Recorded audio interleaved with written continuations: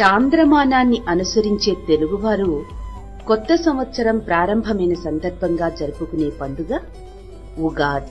తెలుగువారి నమ్మకం ఏమిటంటే ఉగాది రోజునే బ్రహ్మ సృష్టిని ప్రారంభించాడట.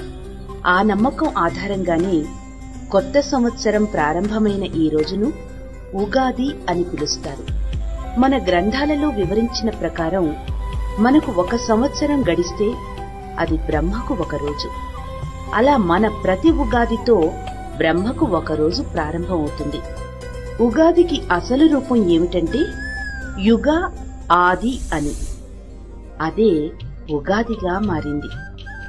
ఇదే విషయానికి పురాణాలలో ఉన్న గాథ ఏమిటి అంటే, సోమకాసురుడు అనే రాక్షసుడు బ్రహ్మ వద్ద నుంచి వేదాలు దొంగిలించి సముద్రంలో దాక్కున్నప్పుడు విష్ణుమూర్తి మత్స్యావతారం ఎత్తి ఆ రాక్షసుణ్ణి సంహరించి వేదాలను బ్రహ్మకు అప్పగించింది చైత్ర శుద్ధ పాడ్యమి రోజేనట.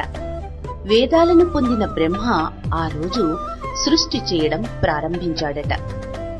పురాణాలను పరిశీలిస్తే ఉగాది పండుగ చేసుకోవడం మహాభారత కాలంలో కూడా అమలులో ఉందని మనకు తెలుస్తుంది.